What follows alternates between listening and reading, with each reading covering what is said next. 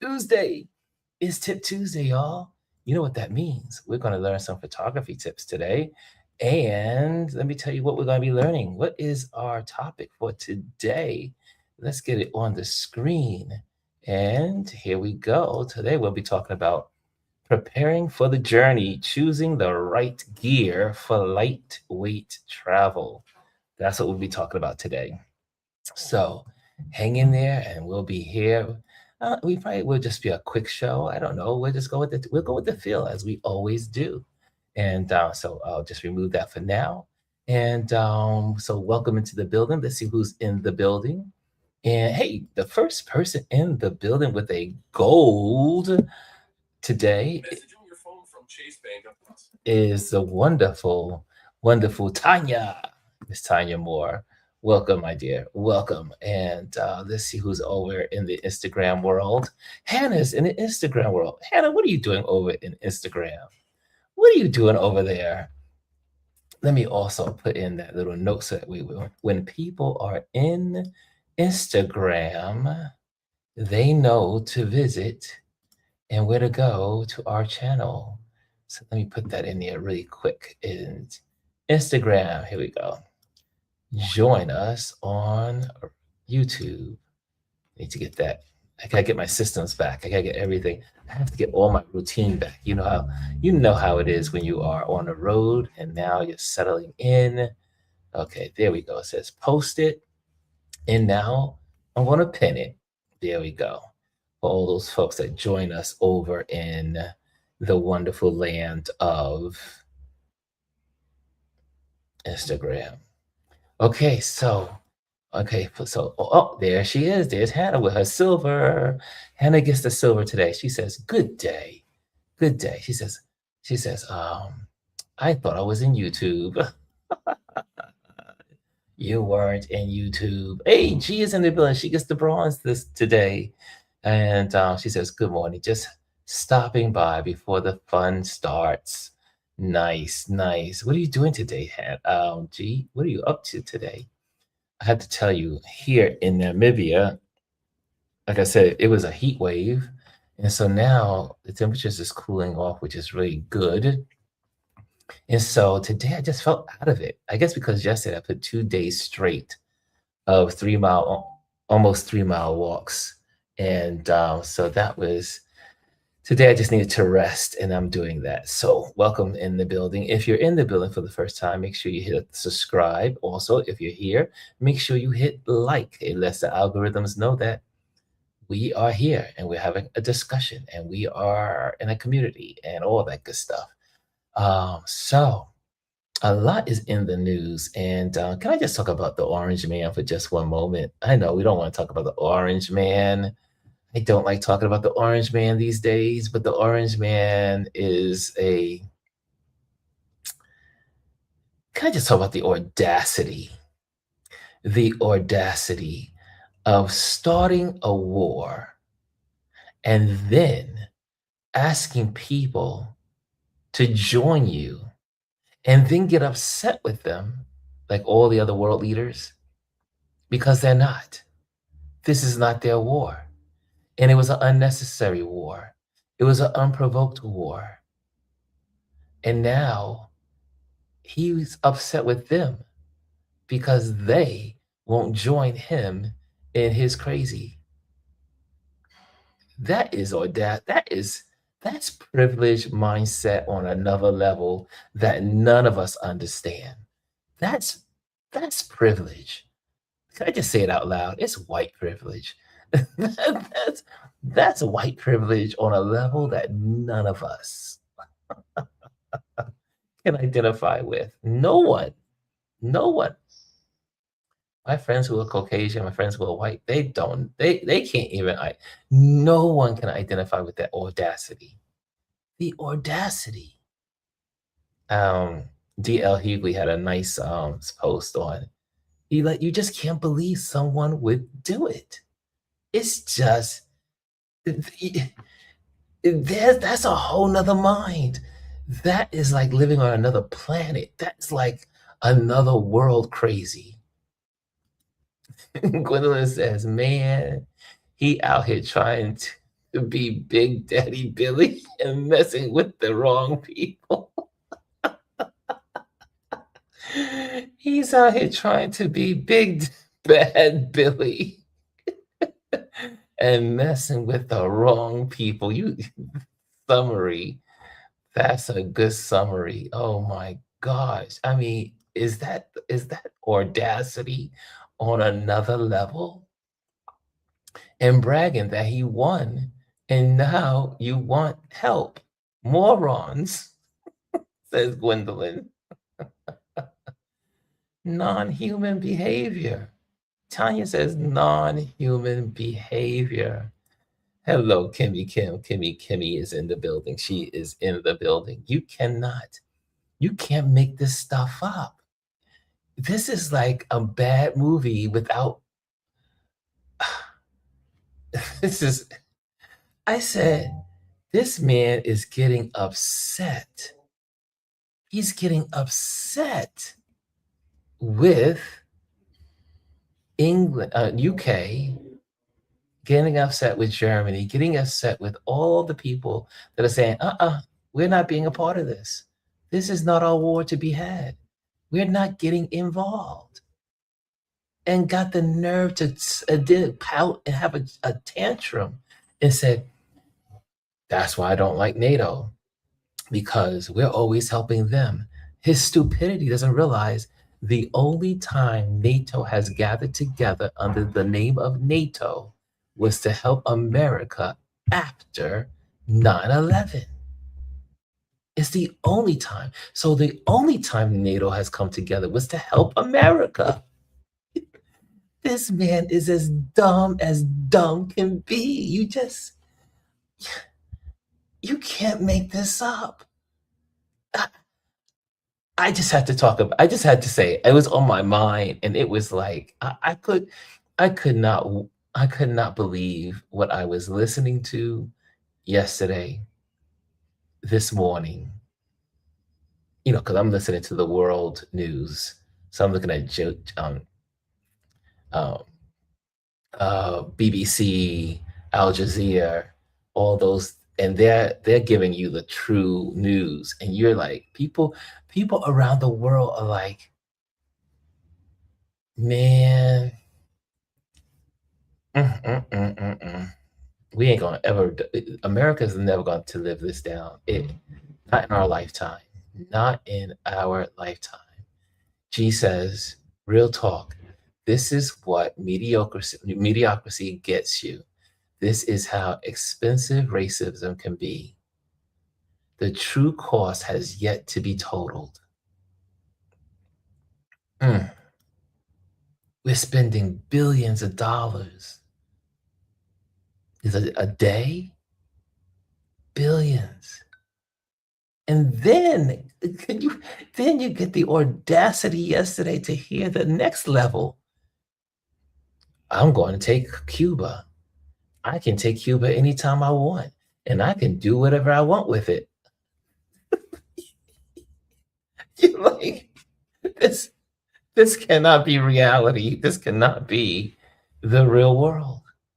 This is but the world of Bizarro. I can take Cuba. Wait, first of all, you just made enemies in Venezuela. You just made enemies in Iran. And now you're thinking about invading Cuba and taking it by force and doing what you want to do with it? What the hell is going on?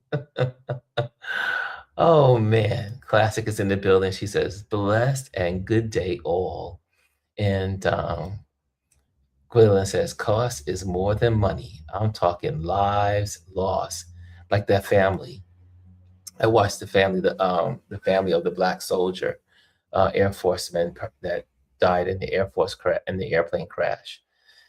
And the father said, this was an unnecessary war. We lost our son to an unnecessary war. We lost our baby because of an unnecessary war, because this man just says, I want to have a war.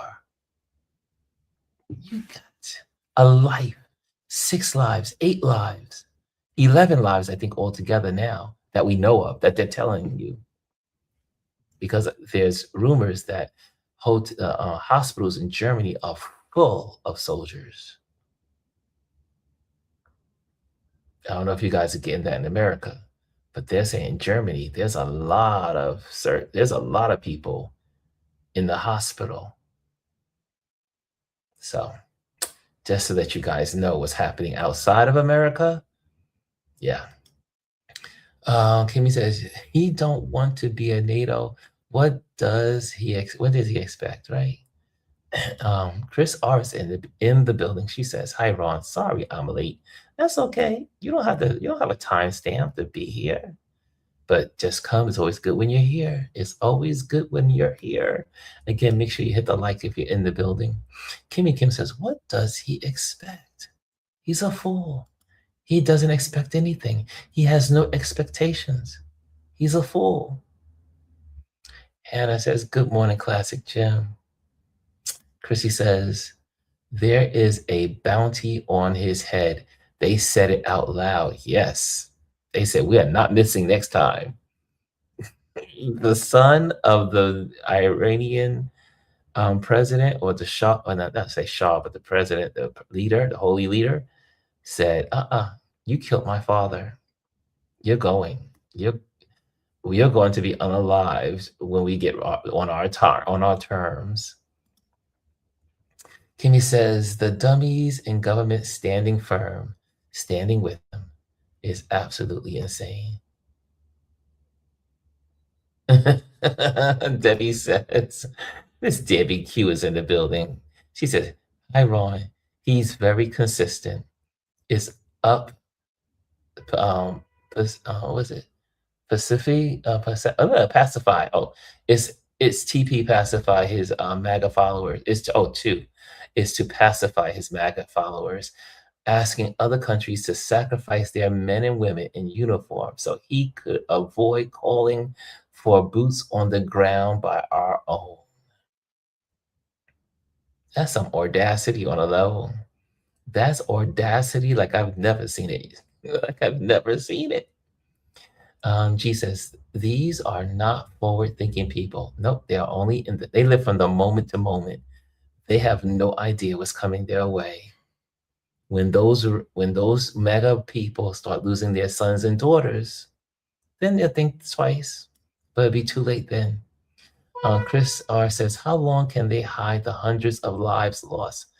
I don't know, but in other countries, they say the death toll is higher, but they say also that there are a lot of U.S. soldiers in the hospitals in Germany.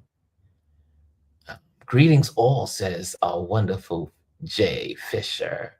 And Dr. Tachi's in the building. She says, "Good morning, all. Good morning or good evening." Live at 5 here. And yeah, Debbie said he's on a major power trip. And good. Thank you, Dr. Tachi. Good evening to you, Ron. Yes, it is live at 5. Can you believe it? I have my own live at 5 show? Live at 5.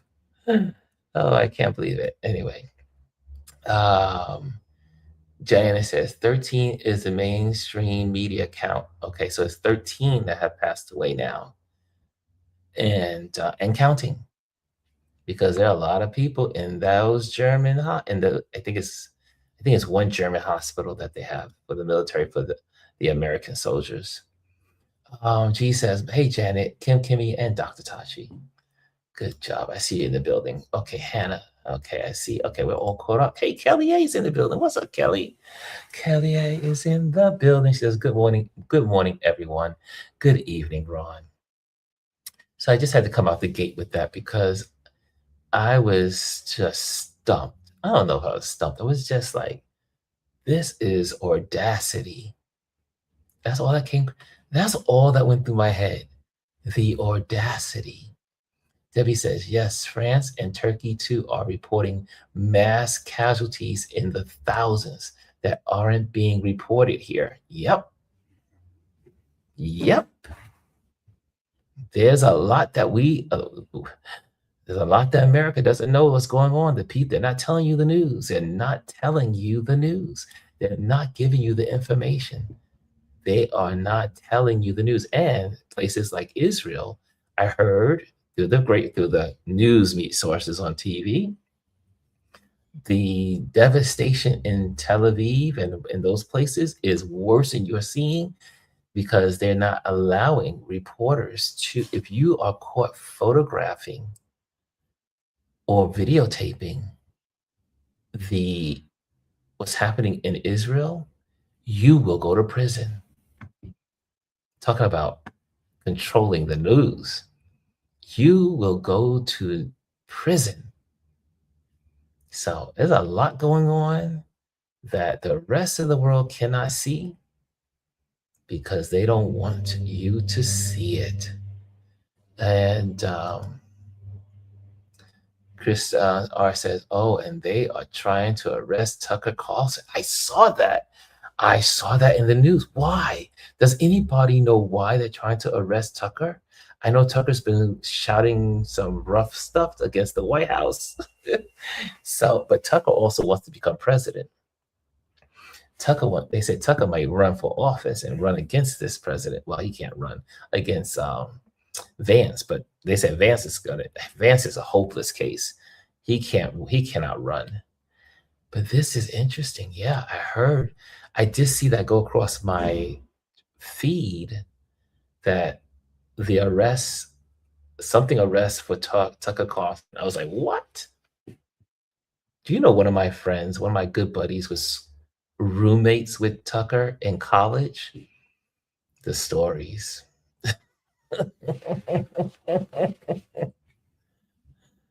My buddy, could you imagine Tucker with a black roommate in college?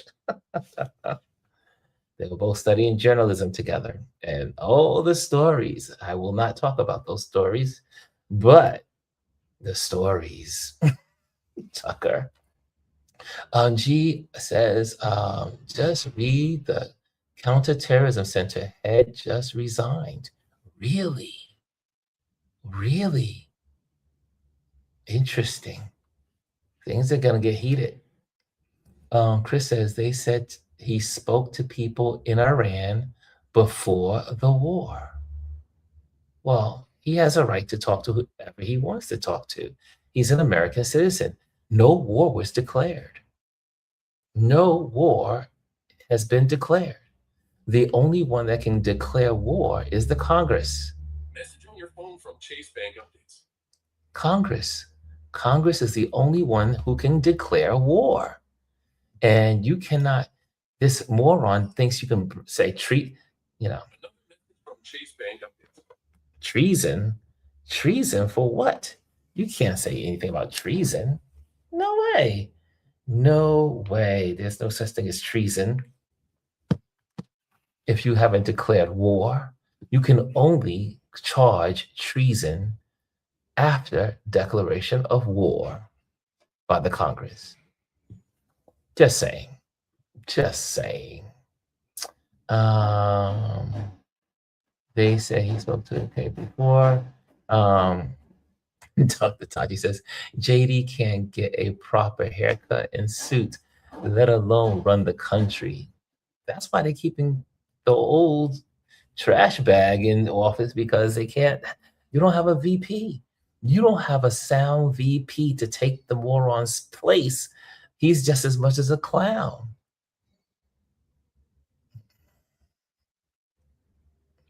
Here's a strategy. The Speaker of the House. Right now, Mike Johnson is the Speaker of the House, correct? So let's say they got rid of Trump, and then they got rid of Vance. Then Mike Johnson will become president.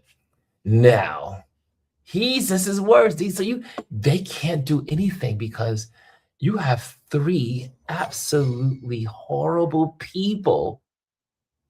But what could happen? This is fiction. This is like a movie. I'm just saying, if I was writing a script, I'm not doing this. But if I was to write a script, hopefully if there's a midterm election, hopefully if there is a midterm election, Hakeem Jeffries probably will be the Speaker of the House. Now, in a good novel, in a good was it Chancy?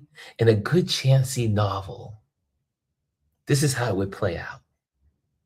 They would take out the president, or he'd fall ill. And then the vice president happens to be overseas doing something, and he is gone, meaning something happens to him. He's overseas. The president falls ill. Both of them are gone. And then Hakeem Jeffries will become the president of the United States. How ironic would that be? Oh, could you imagine MAGA? Oh, MAGA would lose their minds because they would be like, another black president? No way. He got there. How did he get there? Just saying. Just saying. In a Tom Chancy movie, in a Tom Chancy novel, the president is the president falls ill. The VP is in an accident somehow. And then the Speaker of the House, which is now Hakeem Jeffries, becomes the President of the United States, third in line to the presidency. Is that just wishful thinking? That's a good script, y'all. That's a good script to a good book, to a good movie. Just saying. Just saying. Yes, Sandy, about the okay, willing to read MJ. That's why I say MJ. He's even worse with with a shaggier haircut and more awful suit. And and then Chris says, I'm disappointed in Hakeem. But I am. But guess what? If he becomes the president, I'm not gonna be upset. Jeffries is useless, and I have to tell you, I've been very disappointed. Hakeem Jeffries was my congressman. I've even photographed him. So I'm invested. But I am so disappointed in Hakeem Jeffries. So yes, we are all in the same boat in being disappointed. But if he's elected to become the Speaker of the House, and fate can make that Tom Chancy novel come to reality, I don't know. Have any of you read Tom Chancy novels? Have you seen any of these great movies over the years back when Tom Chancy was writing these amazing books? Janice says, I could live without Jeffries, but no, if we have to wait. He's the most likely person to become the Speaker of the House in the midterm elections. And if that happens, anything can happen. Anything can happen. I'm just saying. I'm just a nobody, just here in a podcast, just hanging out with folks, just thinking, what would Tom Clancy do? How would Tom Clancy write this novel? Just saying. But yeah, how many of you are Tom Clancy fans? Have y'all ever read his books? Have you Air Force One? What's the other one? There's a bunch of them. I can't get them all. My brain, once I start thinking, I can't remember. And mostly that Harrison Ford was in, most likely was a Tom Clancy movie. Was it October? Something, Red October? There's a bunch of them. Give me the names of some of these Tom Chancy books. They're just amazing writing. Dr. Chachi says, in the words of Jesse Jackson, you are somebody, Ron. I am somebody. I am somebody. Yeah, see, right? Did y'all see all the Tom Clancy movies? Oh my gosh, all those movies. And it's always dealing with the presidency. They're always dealing with the presidency and the CIA. Mm, I'm just saying, I just love Tom Clancy, and I'm thinking about it right now. How can this president be taken? How can he be removed from office? That's the best way to say it. How can this president be removed from office in a Tom Clancy novel? I have never heard of any of his books. No? Dr. Tachi. Really? Jesse says, will we even make it to the midterms? This clown is doing the most. Yes, he is doing the most. Yes, he is doing the most. She says the most. Okay. If I could have written a novel, it would have been Biden stepping down in the 2023 and let Kamala be the president. Chris, I've said that to all of my friends. I've been at dinner parties, I've been at networking events, I've been in family gatherings, and I've said this from the very beginning that Biden should have after he lost the midterms, he should have simply said, I am the transitional president, like he said he was going to do. I am the transitional president, and I am relinquishing my title as president. And now Kamala Harris will become president of the United States of America. That way, she would have had 2 years to prove herself. But then she still would have to run for the office. But she would have already been in the seat for 2 years. And Americans would have got used to having a woman president. But Biden was too selfish. Too selfish. Too selfish. I said that from the very beginning. I've been saying this for years. Biden should have stepped aside after year 2. That would have been a true transitional president. And the legacy he would have left for himself to be on the side of the first Black president and then initiating into office the first Black woman president.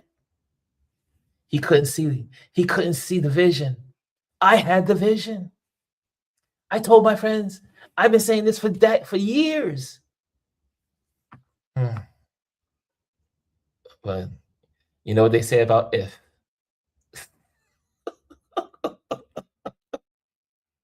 My my college professor, no, it was high school professor. He was so bad. I'm gonna leave that thought alone. I'm gonna leave what my high school teacher said about if. It's almost unresistible to say. I want to say it, but I can't. I don't know if I should. Oh, if my teacher, he had a way with words, and the way he used to make us think about what we were saying. Like, if you said you were asking somebody, he would say, "Nope, you cannot ask me because you'll kill me, and then I'll be murdered." And then he says, "You can't ask me anything. You have to ask me." But then he would say, "If." Should I say it? I think I should say it. No, I think I can get away with it. So he used to tell us. Obviously, it's a mostly boys' school, and he says to make his point, never to say if. This is what he was teaching us. He said, If my if my auntie had balls, she would be my uncle. And we were like, "What?" But he's right. If his auntie had balls, she would be his uncle. And he says, he used to always say, forget the if, make things happen. Operate in the real world. The if. He said, drop the if. That's what my teacher used to say. So I'm just quoting him. But he used to say, if my auntie had balls, she would be my uncle. Anyway, don't know what that's about, but anyway, just wanted to share it. Chris says the doomsday plane is already in the Middle East. Mm, mm, mm, mm.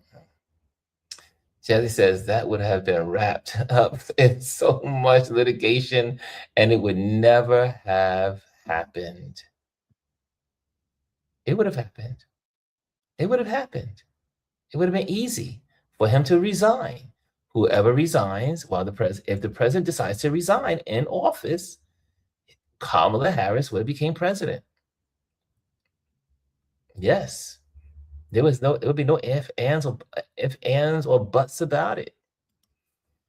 She says, back to work. Enjoy the day, everyone. Bye, my work. My work wife is leaving me. My work wife is leaving me. Again, if you're in the building, make sure you hit the like and make sure you hit subscribe if this is your first time seeing this platform or visiting us. Okay, are you guys ready for your Tip Tuesday? It's time for Tip Tuesday. Okay, I got it. We did enough news. We did enough talking and chatting. It's time. It's time for your Tip Tuesday. So get your pen, get your papers, get your pointers, get your S pens, get it all, and we're going to talk photography. It's all about photography, y'all. Let's see what we can do. Let's see if I can pop this up a little. Can I get that?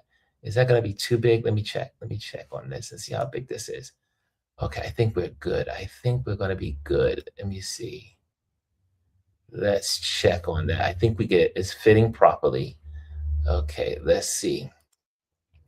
Okay, so class, we're talking. So notice I do not have my I used to have um my little presentation stuff. But I say, you know what? I'm not going to now that I'm traveling, I'm not going to reinvent the wheel twice. So the Patreon community already received this lesson this morning, your time. So they already have this, and so you can follow along. All the Patreon folks can follow along with the you should have gotten an email that has this lesson for you. So let's do it together. Okay. The first thing we're going to talk about, first of all, the title of this is Preparing for the Journey, Choosing the Right Gear for Lightweight Travel. And this is so important, guys, because when you think about travel and your photography, you only have a certain amount of space and weight to carry. So you have you have parameters that you have to work with when you are traveling. Different airlines don't allow things, certain airlines do. You have to have light equipment, like stuff. So let's start right here. Let's start with this. This is our Touch Base Daily creative tips for photographers on the move. First one, here we go. Travel photography is a dance between readiness and restraint. Can I tell you that restraint, that restraint should be in capital letters. Travel photography is a dance between readiness and restraint. The goal isn't to carry everything. It's to carry what lets you stay present, nimble, and open to the story unfolding in front of you. Here are tips for our community can use to pack smarter and shoot with intention. Number one, start with your purpose, not your gear. The first thing you need to think about when you go traveling with you say travel photography, the first thing you want to know is what is your purpose? Before choosing equipment, ask what? What story am I traveling to tell? Is it street life? Is it landscapes? Is it portraitures or portraits? Is it architecture or a mix? Your purpose determines your kit, meaning what you're going to carry, and keeps you from overpacking. So you need to have a targeted purpose of why you are doing what you're doing. What is your purpose? The purpose first, then the gear. The purpose first. Can I say it again? Can you say it with me, class? The purpose first, the gear comes after. That's number one. Number two, choose a lightweight, versatile camera body. Now, my camera is in the other room, and I promised myself, because of the mixed audience and people know that I'm traveling and I try not to, for security reasons, I don't want to share my equipment online. So normally, if I was home in my house, I would share my equipment. But because I am on the road and I'm traveling, and this is a public forum, I don't want people to know all of my business. Now, we were in our membership page, hint, hint. Only people that have access to our membership could do it. So again, that's a reminder. If you guys are interested in becoming members of this channel, there's a little tab that says membership. Click on membership, become a member of this channel, because now we have that capability. Okay, that was a commercial break. Okay, choose a lightweight, versatile camera body. Look for bodies that offer strong, low light performance. I can't tell you how important that is. I cannot overemphasize how important this is. Strong, low light performance.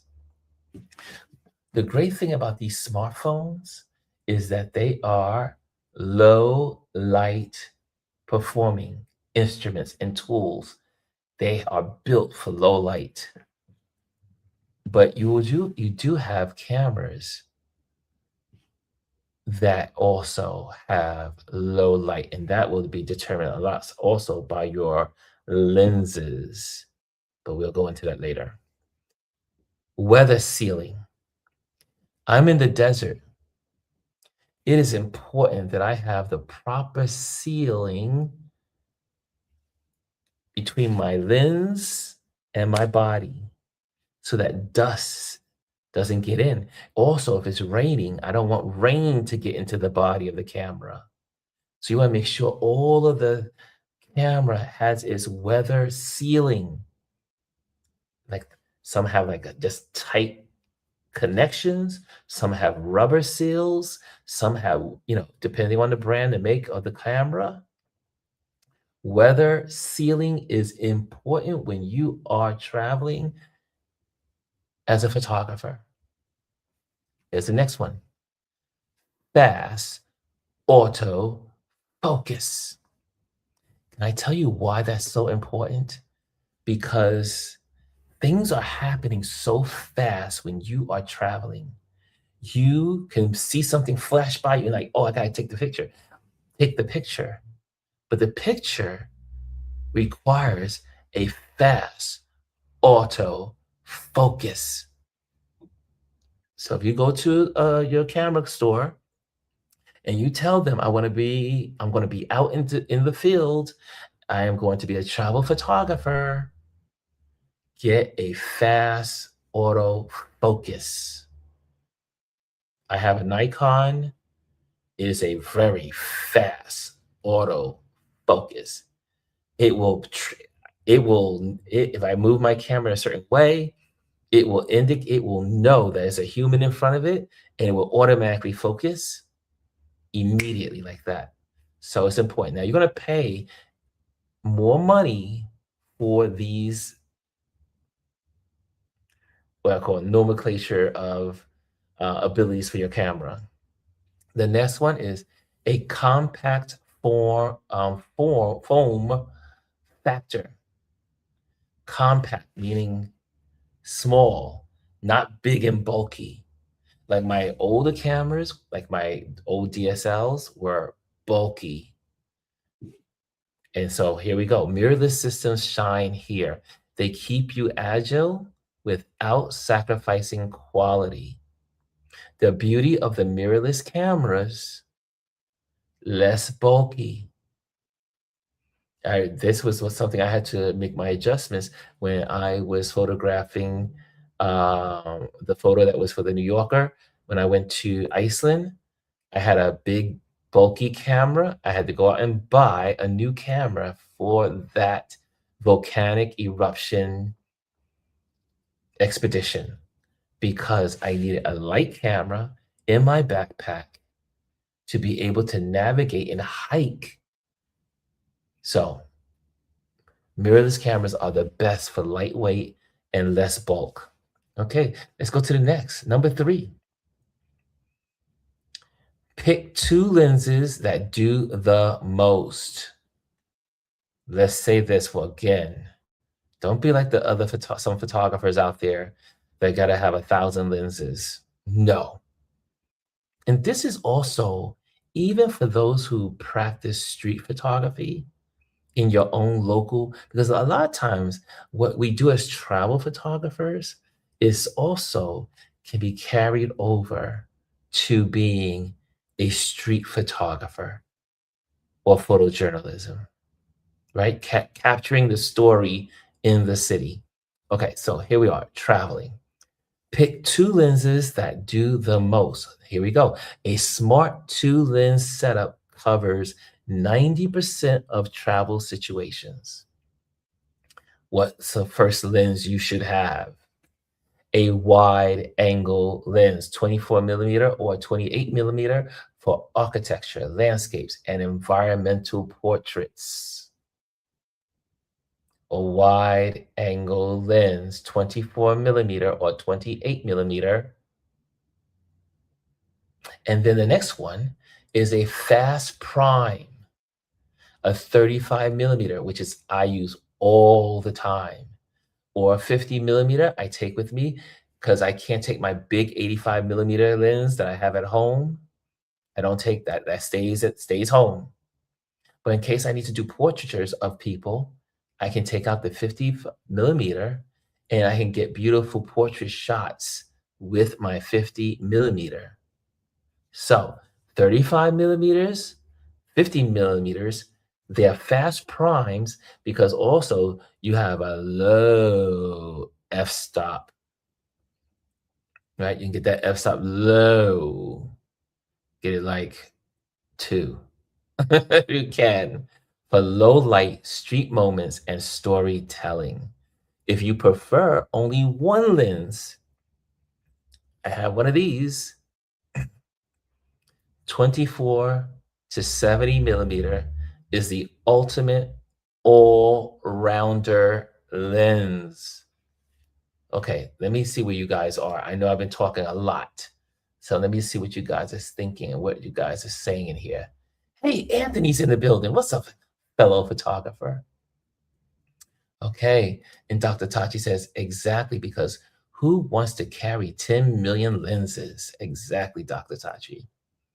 Exactly. Let me get this Tip Tuesday off the screen. No, you guys can see it, right? You can see it. I can leave it there so people know what's going on here. Okay, let's go to the next thing. Number 4. We're halfway there, y'all. We're halfway there. Keep accessories minimal but mighty. Minimal but mighty, meaning they are small. Like, when I'm home, I have a mic.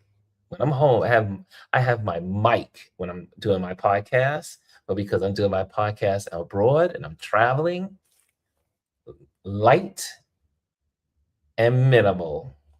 Same thing with your camera. Here we go. Pack items that punch above their weight. Extra batteries, lightweight but essential. Your batteries, extra batteries, make sure they're the light ones. A small, durable SD card case.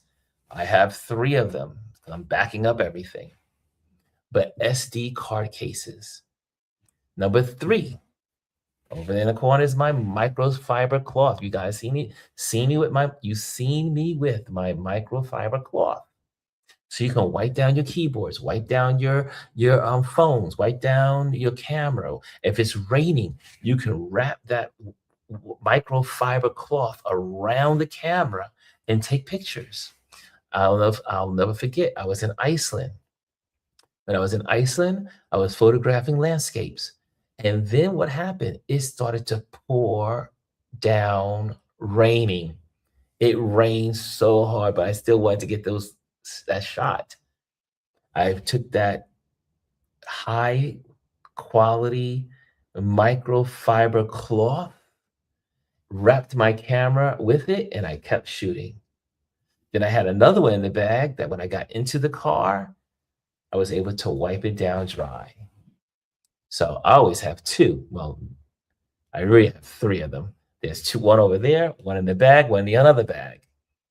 I keep those everywhere. Um, Next one, a compact travel tripod or a mini stabilizer. I have both with me. I have a tripod and I have a stabilizer because at one point I'm going to go out into the countryside to photograph the Milky Way. I can't wait to photograph the Milky Way. But you got to have a tripod to do that. You cannot take astronomical photos without a tripod. You need a tripod. Now, a mini stabilizer or a monopole, you can use that for your everyday stuff. But it's nighttime, you want a steady hand, you want a low shutter speed, and so therefore you need to hold your camera steady, have that pole with you, and you'll be able to do that. Okay, take your notes. Like I said, I have all this stuff around, but I just don't want to share it on video. But I'm telling you that this is how I travel. A lightweight sling or crossbody strap for comfort. Very important, y'all. You guys always see me with my clip. My camera, I can twist it, lock it into the holster, and it sits there. I can jog, run, move around. It's not coming out of the holster. Or you can get a nice sling or strap for your camera, some that come across and and attach it midway so it offers stability. But everything should be lightweight. Everything should earn its place, meaning you're not just carrying anything just to be carrying for just decoration. Everything you carry in your bag has a purpose, and not only a purpose, but in a lot of cases, multiple purposes. Okay, let's go to the next one. Is anyone learning anything today? Let me pause and say what you guys are saying here. I hope you guys, if you have a question, please, you're sure to ask questions. I see Anthony says, the Tamron 35 to 150 millimeter f2 to 2.8 is a game changer. Oh, I don't know about this one. I have the Tamron 100 to 400. Whoa, a 35 to 150 at an f2? Ooh, that must be expensive. Ooh, that's an expensive one. That has to be an expensive lens. Um, Anthony says, Milky Way shots can have a 30-second or more exposure time. So you definitely need the tripod. Okay. Thank you. Thank you. It's so good to have a photographer in the building. Come on, photographers. Let me see what the Instagrammers are saying. Are those Instagrammers over there? Are they saying anything? Are they learning something? Are you Instagrammers learning something? If you want to learn more, come on over to their YouTube channel, YouTube at RonLouis Photos, or just put in Ron Foster. It will come up under YouTube. Okay, let's go. Let's continue the lesson. Let's continue with the lesson. This is of all things the most important. Well, all these are important, but this has to be the most important. Next to the camera, backup without bulk. Instead of carrying heavy drives, like those big ones, those external drives you have at home on your desk, you can't carry those.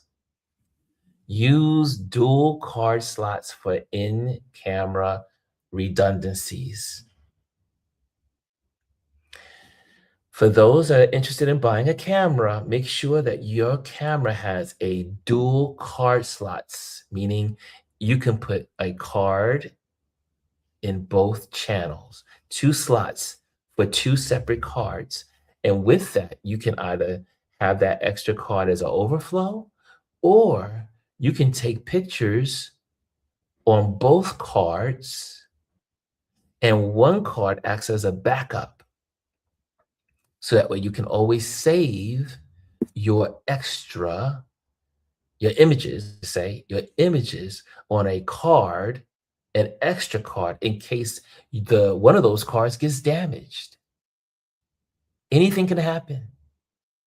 And the worst thing to do is to be somewhere taking a photo that you're not going to be able to just go and do it again, right? If you're on a safari, or if you're in some particular place and you're only going to be there for 24, 48 hours, and you're probably not going to be back to that place for another 5 or 10 years, you need to back up your cards. So make sure when you buy when you buy your camera, or you travel photographer want-to-bees, make sure your camera has dual card slots. Okay? Redundancy is important when it comes to your memories, your memory cards. Okay, also, or a pocket-sized SSD. Now you can get them small, large. I have some of these. I have the little ones, little cards, but I have the cards that I got the I always use SanDisk. SanDisk is my favorite brand. I use that one, or Lexar. Lexar also has a great reputation for great SD cards. Okay. Also, cloud backup when Wi-Fi allows. So the great part about being in our world today is that you can back everything up in the cloud. I pay extra, especially because I'm traveling, for my OneDrive and my Google. And everything that I put on my or upload everything immediately from my camera. It goes onto my phone. It goes up into the cloud, and everything gets saved in case something gets damaged, or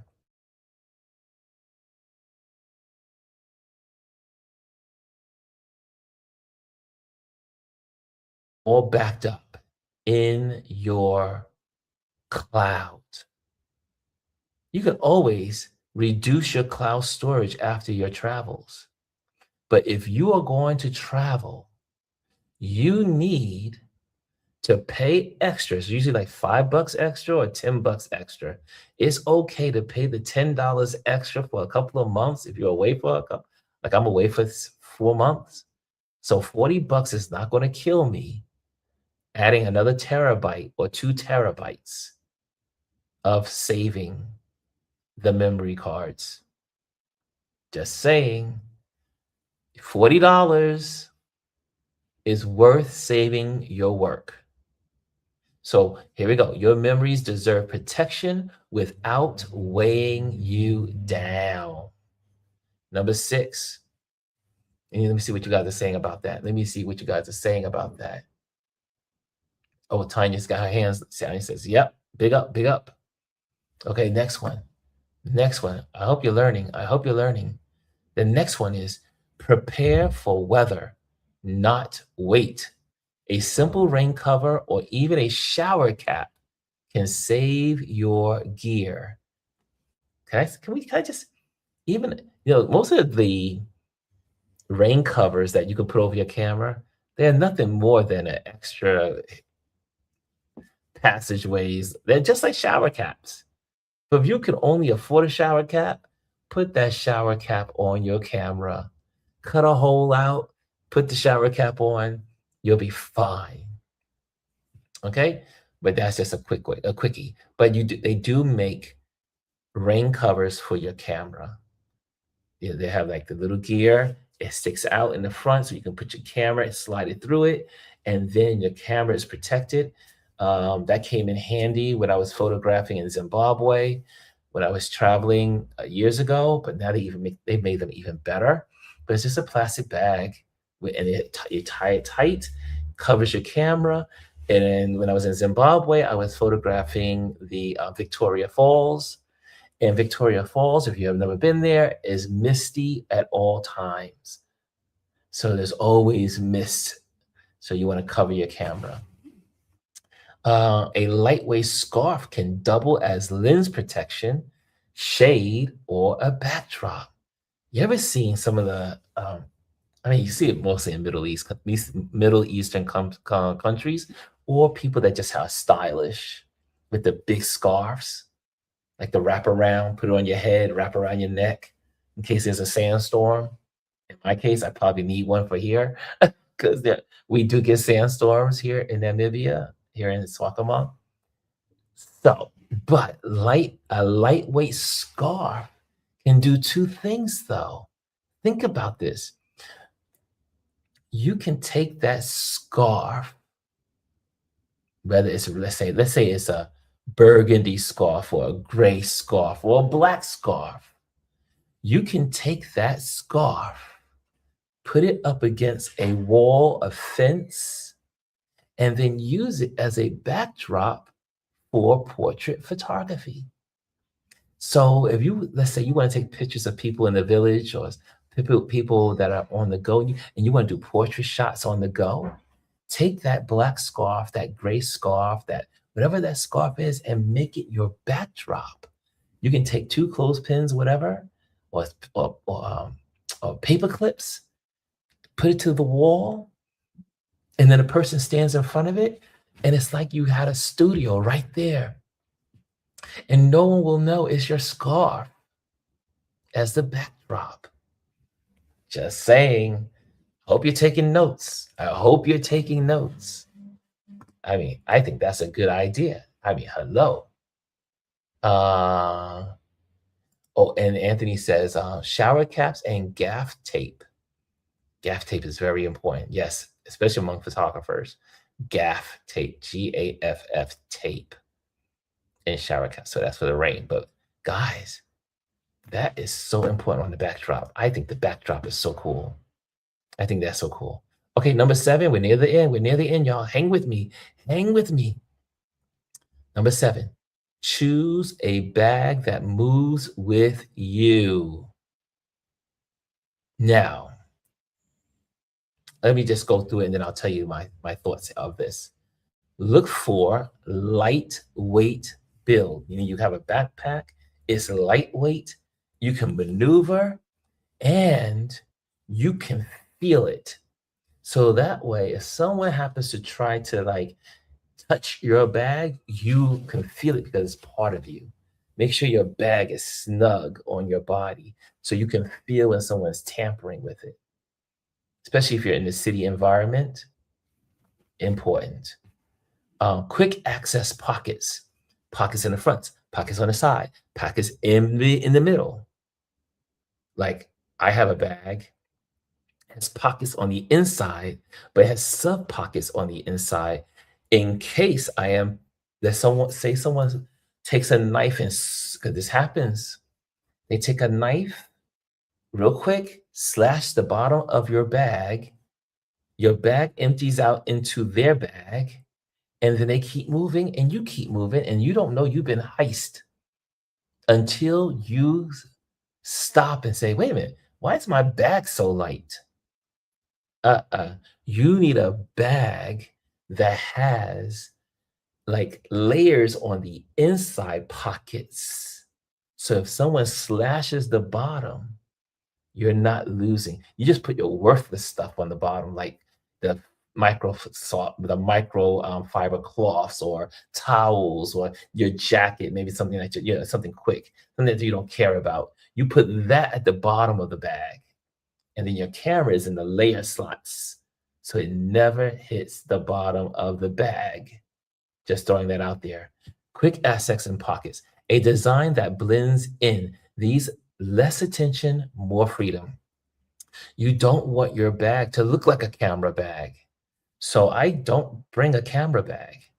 I bring my city urban insulated bag so that way I can blend in with the people. You don't want a photography bag because people that are thieves know what a photographer's bag looks like, especially if they're targeting photographers. You want to blend in to your surroundings and the people around you. So make sure you have a bag that blends in, color that blends in. Here's another one. Enough structure to protect, but not so much that it slows you down. Again, compact, tight, strong. Put the bag on your shoulders. If you're in crowds, you take the bag and put it to the front, and you have the bag in front of you so that no one can heist you from the rear. Your bag should be in the front, straps to the back. Okay? Your bag should feel like a companion, not cargo. Eight and not the least of it all. This is what we do. This is what we do. Are y'all ready for number 8? Should I just wait? Should I ease into number 8? Number 8's not that complicated. Let me see what you guys are saying about number 7. Okay, Dr. Tachi says she loves the gaff tape. She loves the gaff tape. Okay, so also hope you guys are taking notes. Again, these you're getting some good information. If you want to be a travel photographer, if you want to travel on the road with your photography, you want to get your camera lenses out there, you want to be out there in these streets. Last but not least, here we go. Last but not least, leave space for serendipity. Love this. Don't pack your curiosity out of the frame. The lighter you travel, the more you see, and the more you're able to respond to the unexpected moments that make travel photography magic. Magic. Don't be so bulky. I only carry, when I get to my destination, in my luggage, I keep a backpack in my luggage so that when I get to my destination, like I said, I have my unassuming backpack. Now, we Americans are known for our backpacks, and people in Europe have those backpacks too. So, in places like Africa where there are no backpacks, people don't really wear backpacks here. I have to always balance I weigh, do I want to carry a big camera out or do I want to have a backpack? I choose a backpack. So I don't have to have my camera out. But most people in the African countries and a lot of European countries, most of the men have small little bags, like little bags that they carry around their chest, a little bag about this big. No one's carrying a backpack for a lot of cases. So you still will stand out, but if you can lessen your ability to stand out, get something dark, something that just looks like everybody else's. Okay? And I let's go for some Q&A, and then we're gonna get out of here. That's some Q&A time, and we're getting it out of here. I hope you got some information that you could I know you got information you can use. It's up to you to use this information. Um, yes. Oh, Anthony says lower pro protectic bags are my go-to. As a matter of fact, I have two of them. Same here, Anthony. They make great bags. Low Pro makes great bags. They are durable and you have to take it off to open the main compartment. I have the 450 and it's just showing signs of wear after 7 years. I had mine for now about 7 years, maybe no, mine's about 10, 12 years old and I still use it. It's ugly, it's dirty, it's black. It looks like nobody wants to touch that bag. But that's the best bag. You don't want your bag to look like some brand new photographer that's new on the scene. You want your gear to look beat up, dirty, get it dirty. I know some people, I've seen in some articles and some photographers, when they get a brand new something, they take it and put it in the mud and get it all dirty and so that it can look like it's used. You don't want to look brand new when you're walking the streets, especially in other countries. So it's good to dirty your bag up. Like this is my, my photographer's jacket. Has all kinds. It has 1,000 pockets, 1,000 pockets, pockets down here, pockets there. So I carry this, right? So I can even put my camera in here, in these pockets here. I have another huge big pocket for writing tools or whatever, or receipts and stuff. But this is this is my bag, This is a bag that you wear. So those are your tips. I hope you use them accordingly. I hope that this will help you if you're thinking about traveling as a photographer or becoming a travel photographer. This is going to help you save time and money as you travel. Anthony says, that bag has been to several countries across 3 continents. I sit on it, lay on it, and use it as a footrest. Yes. Use as a pillow. I use my bag as a pillow, footrest. And they're so good because the more beat up it is, the better it is. Let's go to some of the banners and then we'll be done. Here we go, banners. Okay, make sure. I just posted also. Let me take this off the screen here. Get the conversation. Thank you, Anthony. Okay, YouTube community. We have a YouTube community tab. Make sure you join us there. What I've been doing is using it as my diary. So if you want to follow my thoughts as I'm traveling, come to our YouTube community page in this community, because we are building a community here, and where I share tips on my travels, what I learned in a day, things I'm learning, things I'm, well, I say thinking about, some of my struggles, some of the things I am trying to figure out. I do it all in the YouTube community. So I started doing that, and it feels good. I just posted something today.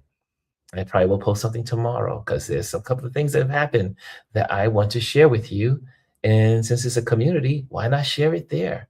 And it's like a diary for me, and it's a journal diary, and I love it. So again, YouTube community, and if you have something you want to share, put it in there too. It's about the community. Okay, next, if you also are interested in being on our mailing list, make sure you go to RonLouisPhotos.com and you sign up for our email.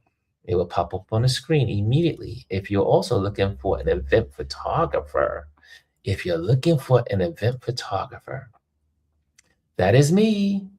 Corporate events, corporate photos, corporate events, neighborhood events, anything that's an event, birthday parties, all that stuff.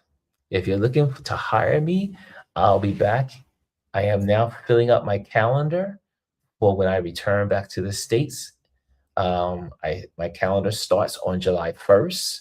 So if you have an event on July 1st or July 2nd, 3rd, or whatever, up until Thanksgiving, let me know so I can put it on the calendar. Obviously, if you reserve, you also leave a deposit. So make sure you do that as well. So next is we're also, last, but no, this is not the last thing. We want to make sure we thank our Patreon members. Patreon members, I'm gonna now that I'm back into the swing of things, I'll still be sharing a lot more. Like this lesson is found with the Patreon community. It is only in the Patreon community. So if you want these lessons and you want them lined up, like they're available now today. It's available today, and then it goes private, I think, at the end of the week. So at the end of the week, everything that was public on this week becomes private and only accessible to the paying members or the people that donate to this platform in Patreon. That's where you'll be. Okay. And also, not last, but and definitely not least, if you're in the building, always hit the likes, always hit the like button. And also, if you're here for the first time, and you're just seeing us for the first time, make sure you subscribe and we can be here to serve as a community and help you with travel photography. You have questions, you can always put them in the community chat, and if I can answer them, or the other photographers in this community can answer them. That's what community is all about. It's not just relying on one person. It's all of us working together.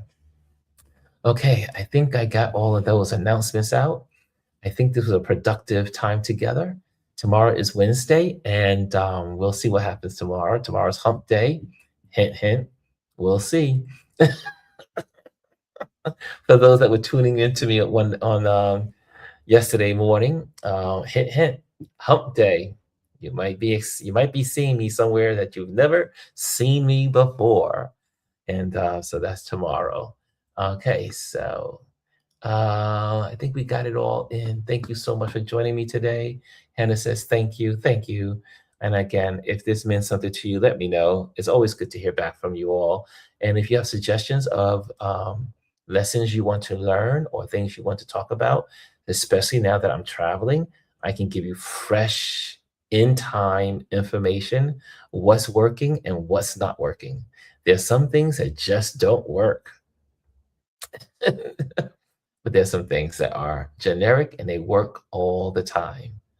Okay, that's it, y'all. We're out of here. Thank you for joining me today, and I will see ya tomorrow. Later.